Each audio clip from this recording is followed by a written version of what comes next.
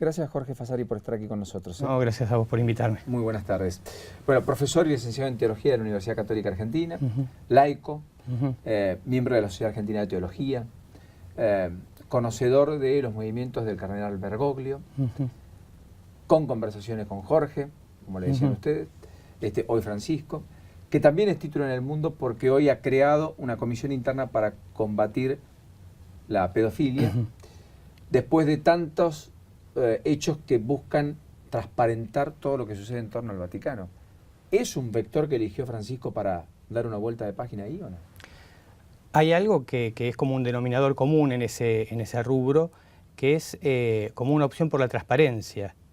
Lo mismo pasó con el Banco Ambrosiano, sí, donde incluso se buscó una auditoría externa de un organismo internacional laico, digamos, nada vinculado a la Iglesia, y donde la opción es transparentar, no sé, en el caso de los números, no sé, uno podría decir es opcional, pero como dice la sabiduría popular, cuentas claras conservan la amistad, y del mismo modo que en algunas parroquias se ponen las cuentas de la parroquia, lo que ingresó y lo que se gastó y en qué, y eso le cae muy bien a la gente porque ve lo que dona. Efectivamente, dónde va, dónde termina, exactamente, etcétera. Bueno, está haciendo lo mismo Francisco. Y en relación con esto, que es mucho más grave, es como una manera de asumir el problema, que siempre es la mejor manera de solucionarlo. Un viejo papa, uno de los grandes papas de la antigüedad, Gregorio Magno, San Gregorio Magno, uno de los 3 llamados magnos en la historia de la Iglesia, decía que destapar las ollas es la única manera de limpiarlas, ¿no? Porque si no, no hay modo.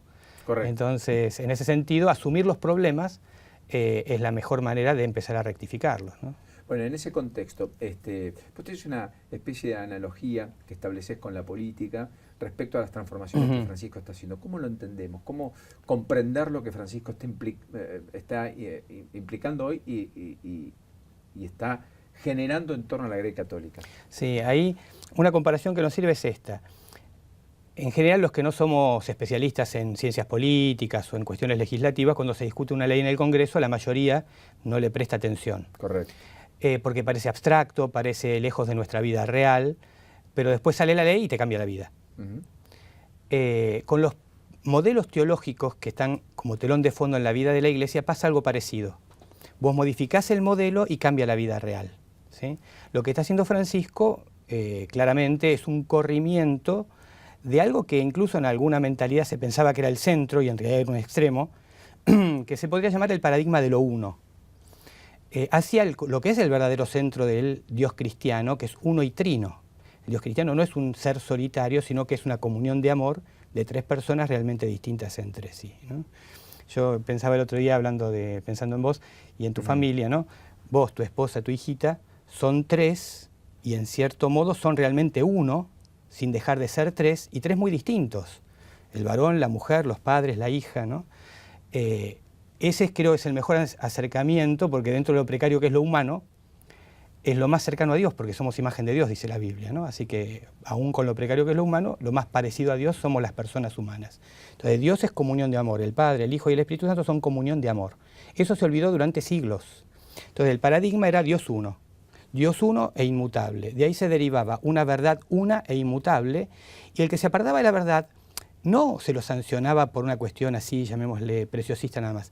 Como se concebía que esa verdad era una inmutable, si te alejabas de esa verdad te perdías el alma, claro, ¿entendés? Claro. Entonces, mantener a la gente dentro de esa verdad una inmutable era como una urgencia. Y después venía un gobierno centralizado, unitario a nivel mundial, el Papa, y un gobierno centralizado a nivel local, el cura.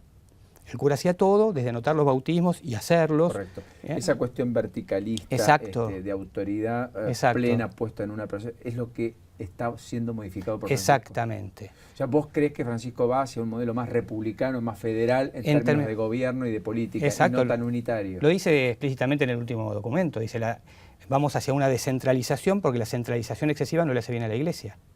Incluso, ¿y qué implica esa descentralización? Porque el cura va a seguir siendo el cura, el Papa va a seguir siendo el Papa. Claro, pero es más participativo. Acordate que cuando Jesús eligió a los apóstoles, eligió a 12. Y Pedro es uno de los 12. Y ese símbolo famoso de las llaves que Jesús le da a Pedro, en la Biblia es el símbolo del primer ministro. El primer ministro es una figura fuertemente relacional. Primero, no es el soberano, porque en ese diálogo que tiene Jesús con Pedro, Pedro dice, vos sos el Mesías y a vos te voy a dar las llaves. Pedro dice, vos sos el rey, Jesús es el soberano. Y Pedro es el primer ministro, o sea que está subalterno a Jesús, y no tiene sentido tampoco el nombre de primer ministro si no hay un gabinete con otros ministros. Entonces hay otros que cogobiernan con el primer ministro en sus respectivas carteras en la vida política, en la vida social. Los obispos de todo el mundo son los sucesores de los otros apóstoles que no son Pedro. El colegio episcopal está conformado. Viste que cuando él lo eligieron insistió mucho en que él era el obispo de Roma. Exactamente. No dijo soy el papa de la iglesia. Es más, si uno lo sentís como una equivalencia hacia sus pares. Es que en realidad, así como Pedro está dentro de los 12, no es un número 13. Está dentro de los 12, pero tiene algunas prerrogativas particulares. Básicamente, como el mismo Francisco dijo el día que lo eligieron, presidir a la iglesia en la caridad. Confirmar la comunión, confirmar a sus hermanos en la fe. El Papa, el sucesor de Pedro, con los sucesores de los otros apóstoles, que son todos los obispos, forman un colegio episcopal, y quizá de eso se quejaba Benedicto cuando se iba, y decía que había algunas cosas del Vaticano II que no se habían logrado plasmar suficientemente todavía, porque cuando vos lees Lumen Gentium, el documento central del Vaticano II, habla del gobierno del episcopado. Correcto. En términos, digamos, incluso más domésticos, más prácticos, se habla sobre la cuestión del celibato, porque ¿vos crees que podría la Iglesia abandonar el celibato para...? La palabra celibato no aparece en el último documento, pero sí dice Francisco en algún párrafo que hay costumbres bellas y muy antiguas en la Iglesia, pero que quizás hoy ya no responden a la vida de la Iglesia tal como respondieron en otras épocas, y que tenemos que pensar con audacia y prudencia modificarlas. O sea, que crees que probable que se discuta dentro de la Iglesia y que pueda producirse algún cambio. El secretario de Estado, o sea, el segundo después de Francisco, recientemente electo también, elegido por Francisco, o sea, es la más alta jerarquía de la Iglesia, dijo, bueno, un día vamos a tener que sentarnos a charlar del celibato. O sea, es la primera vez que se admite eso a nivel de la más alta jerarquía. ¿Y las mujeres dando misa? Ahí Francisco en este documento sí lo toca eso, y ataca lo que es la raíz del problema, que el tema del sacerdocio de la mujer en realidad es penúltimo, porque el problema no es el sacerdocio sí o el sacerdocio no, tampoco es la mujer o el varón, porque yo soy varón. Algunos dicen, ¿y vos por qué no sos diácono? Porque no tengo vocación de diácono, tengo vocación de teólogo. Mi lugar no es el altar, es la palabra. O sea, hay carismas, ministerios diversos, y el enfoque debe ser siempre el de Jesús, que es servir. Cuando el sacerdocio se transforma en poder, en lugar de servicio, ahí viene el problema. ¿Se entiende? Entonces a lo que Francisco apunta es algo más radical todavía, de plantear un sacerdocio femenino posible, que él, en la línea de los últimos papas también, dice que no se ve como posible. Los análisis teológicos darían para largo. También se pueden teológicamente rebatir hasta cierto punto, así que, pero me parece más importante lo otro, porque él habla de el sacerdocio como servicio y que la mujer sí ocupe el lugar donde se toman las decisiones.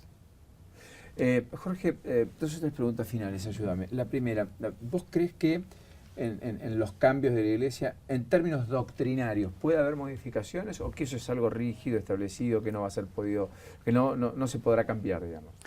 Eso depende de qué cosas. Si vos tomás como el celibato como algo doctrinal, no lo es. No lo es. Hay algunas cosas nucleares que las establece Jesús, y esas cosas que establece Jesús son inmodificables en la medida en que nosotros como creyentes creemos que Jesús es el Hijo de Dios. Correcto, pero por ejemplo, quien se vuelve a casar, ¿podrá por iglesia hacerlo o no? Ahí, ¿O el matrimonio invalida que post-divorcio uno pueda volver a la iglesia? Ahí, el tema del matrimonio tiene, o sea, vos lo enfocás como una foto ahí en el tema del matrimonio, una separación, tiene cosas previas que hay que considerar y en las que hay que trabajar, y hay cosas posteriores también. Yo creo que está muy descuidada la preparación al matrimonio. Dentro de la lógica de los sacramentos hay dos sacramentos que llamamos de misión, el de los curas, obispos, el sacramento del orden, y el de nosotros, los casados. No puede ser que a un chico que va a ser cura le den 8, 9, 10 años de formación full time y a los que nos vamos a casar nos den una charlita de 3 horas. Si son sacramentos paralelos, ¿entendés? Entonces tiene que haber una formación atractiva, servicial, que la gente vaya no bajo presión, sino porque está buena, pero que nos formemos mejor para el matrimonio cristiano, porque es una opción que implica muchas cosas y que a veces la gente que opta no lo sabe. Y ahí viene la otra punta. Hay causas de nulidad matrimonial que tienen que ver, las estuve buscando hoy, te digo, en el código no están, En la legislación complementaria tampoco las encontré, no me puse a buscar en el manual de matrimonio, que lo estudié hace 20 años porque no es mi especialización, pero recuerdo que eran como 16 causales de nulidad, una de las cuales es algo tan matizado como la inmadurez de los cónyuges al momento del matrimonio, ¿no? ¿Qué es la nulidad matrimonial? No es una anulación, y parece un juego de palabras, pero no lo es. Te lo pongo como un ejemplo comercial que se va a ver claro.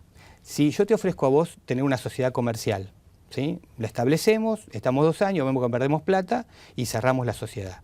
Tuvimos una sociedad que duró 2 años, y Correcto. eso efectivamente es así. Eso en comercio se puede hacer, en matrimonio cristiano no. Ahora, suponete que cuando yo te invité a vos a hacer esa sociedad, hicimos el contrato, escribano y todo, yo tenía una inhibición para ejercer el comercio por un problema previo. Entonces, ese contrato fue nulo desde el principio, aunque vos no lo sabías. Correcto.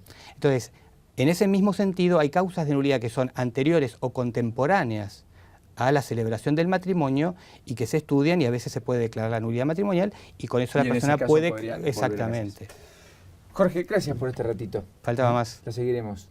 Muy en bien. alguna oportunidad. No faltará seguramente momento para hablar de estas cosas, de lo que el Papa Francisco imprime en términos de dinámica a la propia Iglesia y en el mundo de relaciones de la propia Iglesia con los otros sectores. Sí.